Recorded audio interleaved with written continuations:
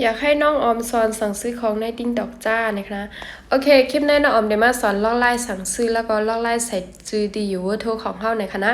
ก่อนก็เขาเด็กกว่าด้วยลอกไล่เฮ็ดมันไหนก็เขาต้องเต็มไว้เวอร์โทรแล้วก็ดีอยู่เฮาก่อนค่ะนะเพราะว่ามี2ลองในก็กว่าเฮ็ดซ้ำกันแล้วค่ะอย่าก็เพราะว่าก็เขาเกี่ยวคลิปวิดีโอโหในก็อย่าลืมกดไลค์กดแชร์กดติดตามไว้ปันช่องน้องออมพองคณะเพราะว่าอ่ำปองใจเฮ็ดจังหือก็คอมเมนต์ไว้ไลค์ตั้งใจในคณะโอเคเฮามาเฮ็ดซ้ำกันค่ะมาดีนะติ้งตอกน้องออมก็เข้ากับดีซ่องตาการเลยค่ะก็แม่เฮามาเลือกของดินเฮาได้ซื้อค่ะนะเพราะว่าเฮาได้ซื้ออันไหนก็กดเข้ากับกันได้ค่ะนะก็มาดีซื้อตอนนี้นี่ค่ะนะกดเข้ามาค่ะก็ไม่สามารถเลือกเฮาได้เอากะหือเนี่ยนะ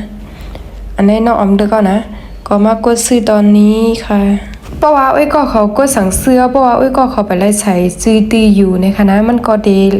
มานานเลยค่ะดังนั้นก็เขาให้ใส่จื้อเข้าคณะมานักปัส2ให้ใส่ไม้พงค่ะแล้วก็เขาก็เลือกประเทศไทยค่ะแล้วก็เจ้าได้เขาได้ให้เฮาใส่ดีอยู่คณะเขตว่าแล้วก็เมืองว่าจังนั้นคณะนั้นเนี่ยอันนี้ก็ต้องออมใส่ยาวเรียบร้อยยาวค่ะเพราะว่าเฮาใส่จื้อดีอยู่เฮาเรียบร้อยยาวไม้พงเฮาเรียบร้อยยาวเนี่ยก็กดบันทึกค่ะนะค่ะกดบันทึกก็มันก็ดีมากในค่ะนะอันนี้ค่ะจีดีอยู่เฮาก็ดีมาอยู่ดังเนือในค่ะนะพอเฮ็ดอันยาเฮาก็กดสั่งซื้อแล้วค่ะอันในตั้งใต้ในได้เป็นราคาค่ะนะอันนี้ค่ะการจัดส่งค่าจัดส่ง48บาทนะคะนะแต่มันไล่ส่วนลดอีหยังก็บ่นะอันนี้เพราะเขาสั่งใน TikTok มันติดถูกมันติดป้อนี่ค่ะนะทั้งหมดก็เดอยู่ดี179 บาทค่ะนะน้องออมแนะนำว่าให้เลือกเก็บปลายตั้งค่ะนะน้องออมก็เก็บปลายตั้งได้เสียค่ะอย่าไปกับอ้วนปันเปิ้นก่อนค่ะนะพอเก็บปลายตั้งได้มื้อละของถึงเฮากงจองไกเอาเงินปันเปิ้นให้นั่นค่ะนะน้องออมเตเลิกเก็บปลายทางในค่ะนะอันนี้ค่ะนะป้อมฮู้จักลิงก์ก็ด้วยตัวสีเขียวๆในค่ะนะกดที่นี่ค่ะเอาค่ะเพราะว่ากดกันในยาวเรียบร้อยแล้วนี่ก็ในค่ะนะทำการสั่งซื้อในค่ะนะก็กดเข้าที่ในค่ะนะกดสั่งซื้อค่ะอันไหนบ้องมากขึ้นมากกันมันก็สั่งซื้อเรียบร้อยแล้วนะคะนะเพราะว่าเขาสั่งซื้อเขาซ้ำแต่กว่าด้วยการสั่งซื้อมันไกลหลายๆเนี่ยกดออกมาค่ะ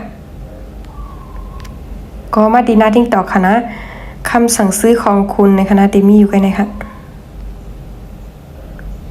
อันนี้2,000ค่ะ2,000ค่ะอันนี้ค่ะนะน้องออมกดสั่งซื้อแล้วในคณะก็มาด้วยดีที่ต้องการจัดส่งในคณะเพราะว่ามันอยู่ระหว่างการจัดส่งก็ได้มามีดีลดในคณะอันนี้มันได้มีกันเนี่ยว่าน้องออมตึกซื้อกันในคณะวันที่จัดส่งด้วยประมาณในคณะ22ถึง24คณะมันติดของได้มาถึงเฮาคณะเฮาสามารถเข้าด้วยไลน์เนี่ยเข้าเช็คไลน์คณะว่าของเฮาได้ถึงแล้วเนี่ยก็เฮาสามารถมาเข้าด้วยไลน์ในคณะก็กดเข้ากับดีในคณะกดเข้ากับดีคำสั่งซื้อของคุณนะคะนะมันก็ได้มาอยู่กันแล้วค่ะนะเอาค่ะ